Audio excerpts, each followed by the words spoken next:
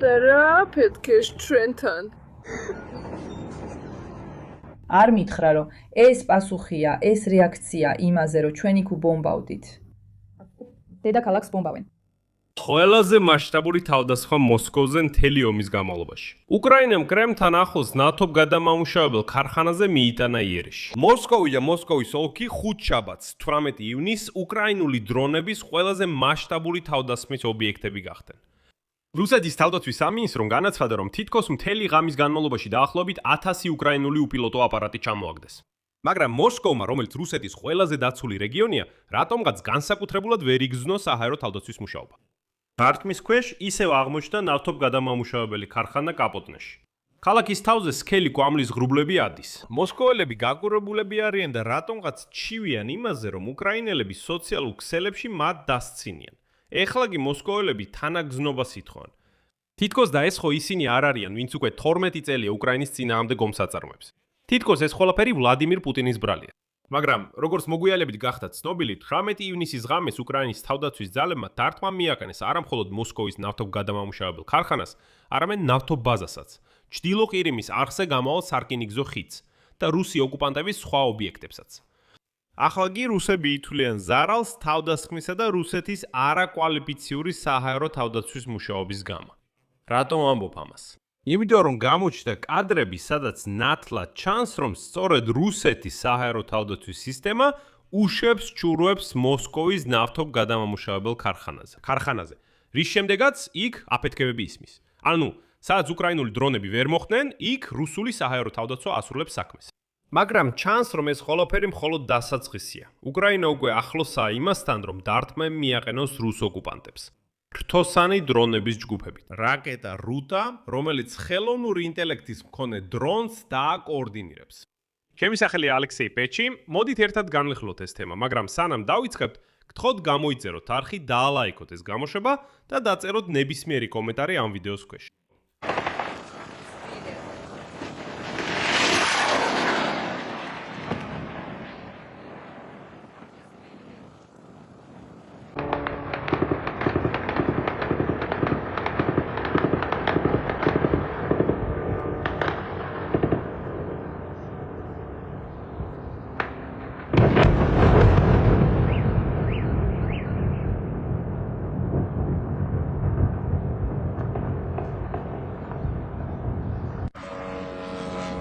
დაგრძელება იქნება.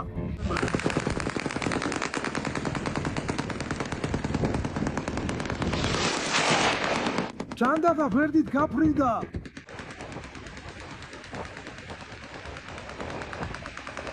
გვერდით გაფრინდა. ვისრიან. კიდევ ერთხელ გვერდით გაფრინდა. გვერდით გაფრინდა. აი ის კიდე მიფრინავს. ჩანდაბა შენ რატო არ ასულებდი? მოაწყი, სად მოაწყი?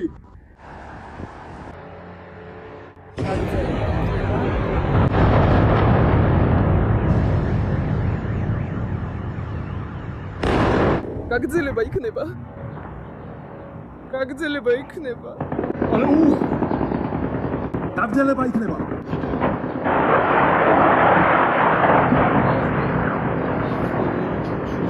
გაგრძელება იქნება.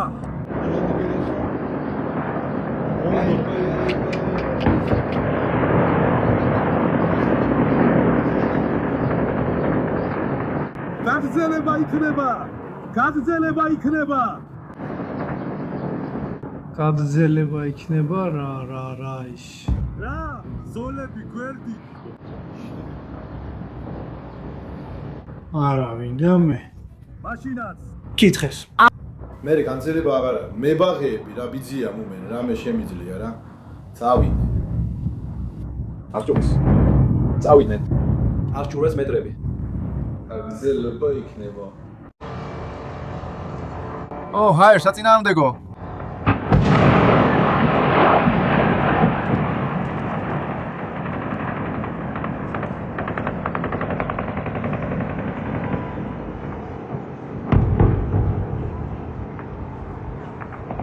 ცუდად მუშაობს, ბლიად.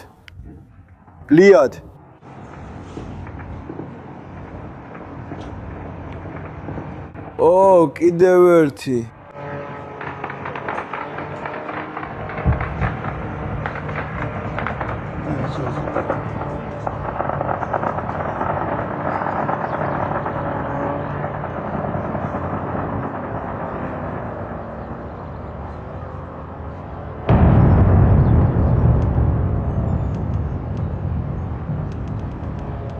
გაგრძელება იქნება? ო, ჰაერსაწინააღმდეგო თავდაცვა. გაგრძელება იქნება. რაღაც გვერდით, ბლიად, ისვრის. ო, ბლიად. ო, გადაფრინდა, ალბათ მასზე სურდა სროლა. ო. იმუშავა.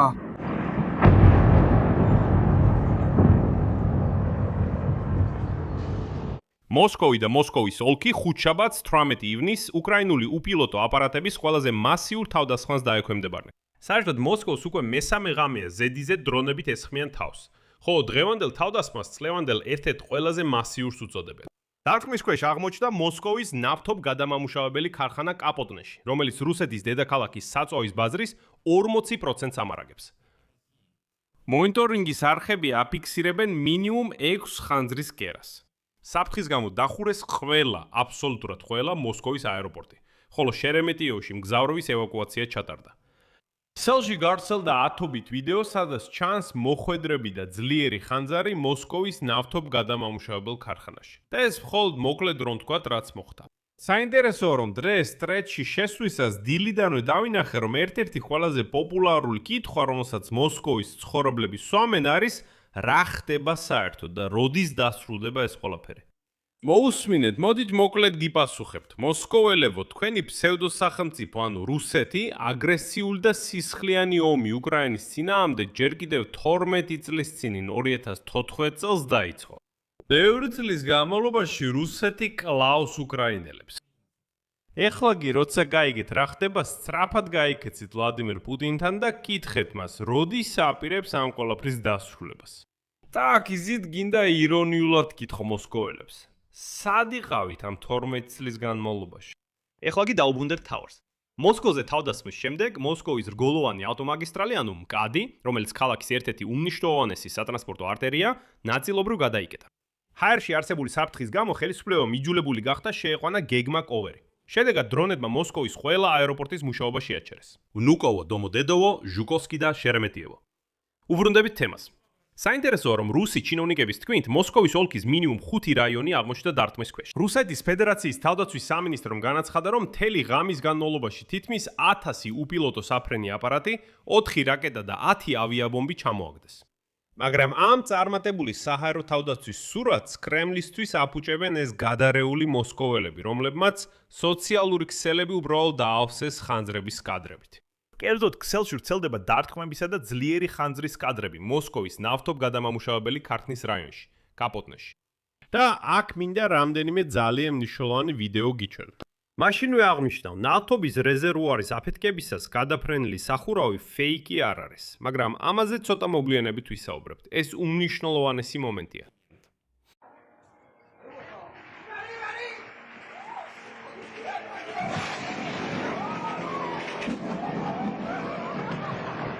გამოიწერე არხი. გამოტოვა ახალი ვიდეოები.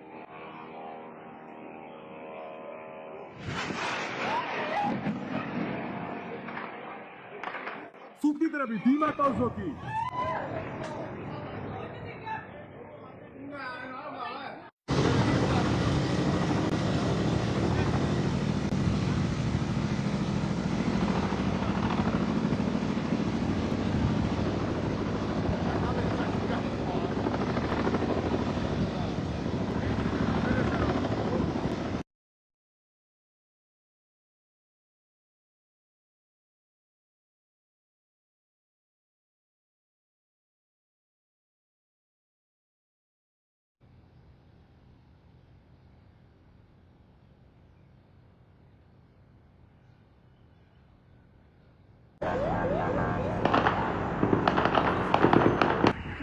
უბრალოდ მებაღე.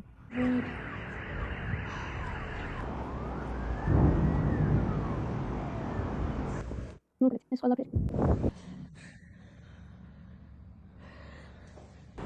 Анусюка ничего.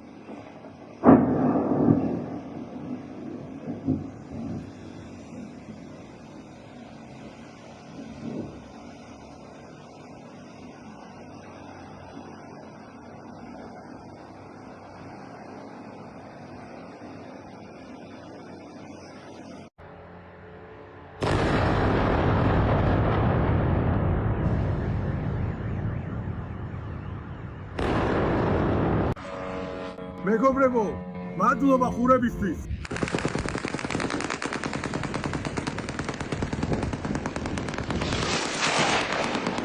მეგობრებო, მადლობა ხურებისთვის.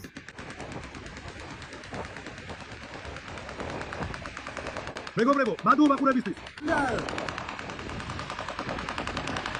ჩვენი ჩაუფრინა. ჩვენი ჩაუფრინა.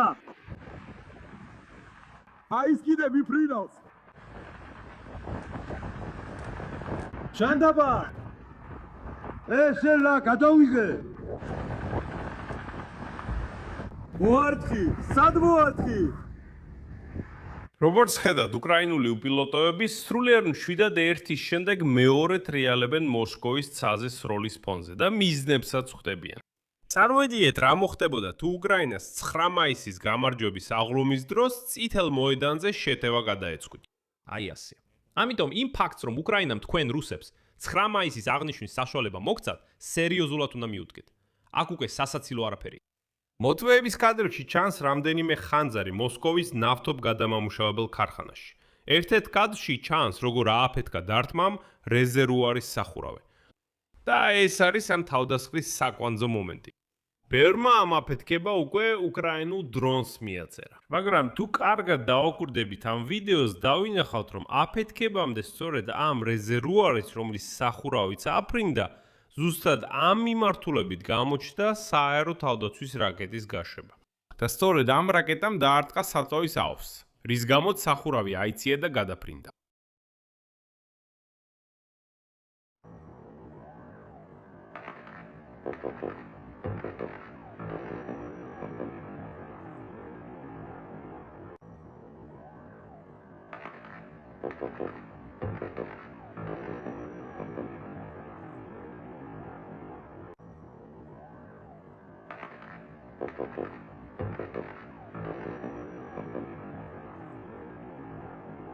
საერთოდაც კარგად ჩანდა, როგორ ისრო და რუსული სააერო თავდაცვა უწესრიგოდ ჰაერში სრულიად ვერ ახერხებდა დრონებზე მოხვედრას.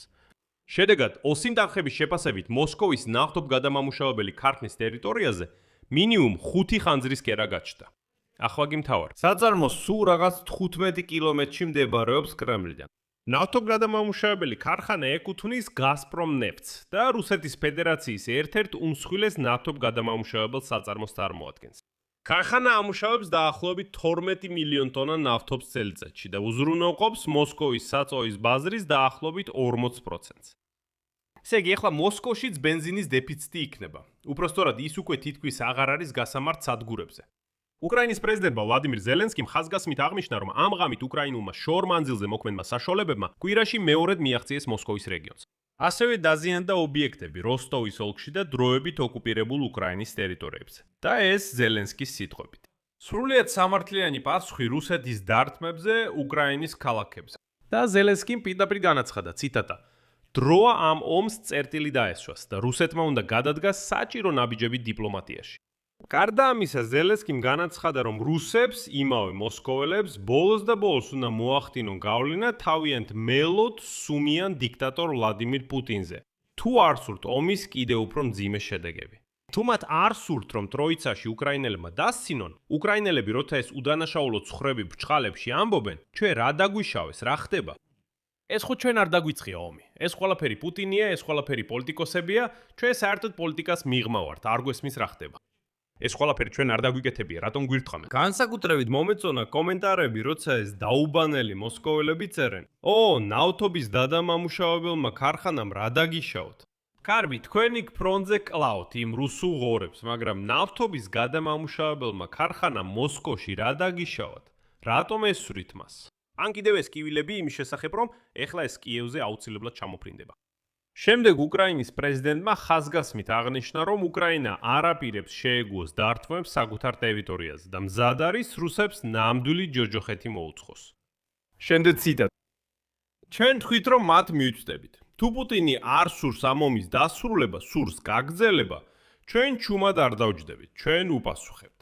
გახსენებ რუსეთის დარტყმას კიევ-პეჩორის ლავრაზე. უკრაინა ამაზეც ამზადებს პასუხს. აქაც რუსებს ნამდვილი ჯოჯოხეთი ელით.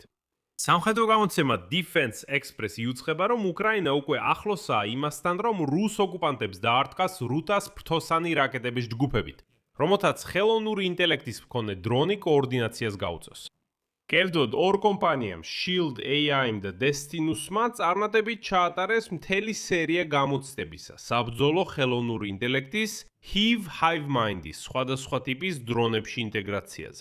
გამოცდება დაადასტურა უპილოტო აპარატების ავტონომურად მართვის შესაძლებლობა პირდაპირ ფრენის დროს. და რამდენიმე დრის წინ ფრონტზე დაფიქსირდა ისტორიაში პირველი სრულად ავტონომური დრონის შეტევა. და რუსის ლიკვიდაცია ამ შეტევაში ადამიანის მონაწილეობის გარეშე. ყველაფერი გააკეთა ხელოვნურმა ინტელექტმა. ასე რომ რუსებმა უნდა მოემზადონ შეტევებისთვის, რომ მერე ისევ არ დაწერონ ჩვენ რა დავაშავეთ. და წინასწაროლდები რუსების ხვილოს კომენტარებში სტილში ახლა კი კიევს ნამდვილად დაარტყამენ. მე გიპასუხებთ. დაუბანელი, გაველურებული რუსები. კიევს უკვე 5 წელია ურტყამენ. და თქვენი მელოდი დიქტატორი ვლადიმირ პუტინი უკვე ყველა შესაძლო რაკეტა გამოიყენა დაშინებისა და დართმობისთვის. არ მუშაობს. აქ მრავალ წერტილს დავშავ. თქვენი აზრი და დასკვნები კომენტარებში დაწერეთ ამ გამოშვების ქვეშ. გამოიწერეთ არხი, დააჭირეთ ზარის გლაკს და არ დაგავიწყდეთ ლაიკის დაჭერა. თუ გსურთ ამ YouTube არხის მუშაობის მხარდაჭერა, ამის გაკეთება შეგიძლიათ ფინანსურად ნებისმიერი დონატის საშუალებით, ბულებზე და რეკვიზიტებზე, რომლებიც მითითებულია ამ ვიდეოს აღწერაში. ამით დასრულდა ყველაფერი. იზრუნეთ საკუთარ თავზე, ყველას მშვიდობით. მოსკოვის ოლქი. მითხარით, როგორ ხართ? თქვენ ნორმალურად მიგაჩნიათ ის, რომ ჩვენ მივედით იმ მდგომარეობამდე, რომ მოსკოვის ოლქში თავშესაფრის პოვნა ვერ შეგვიძლია, რომ უკვე დედაქალაქში ასე დიდხანს გრძელდება ეს ყველაფერი. არ მითხრათ, რომ ეს პასუხია, რომ ეს რეაქცია იმაზე, რომ ჩვენ იქ ვბომბავდით. დედაქალაქს ბომბავენ. რეგიონებმაც ეს არ უნდა ნახონ. როგორ აფასებთ მთლიანად შექმნილ სიტუაციას? ჩვენ შოკში ვართ.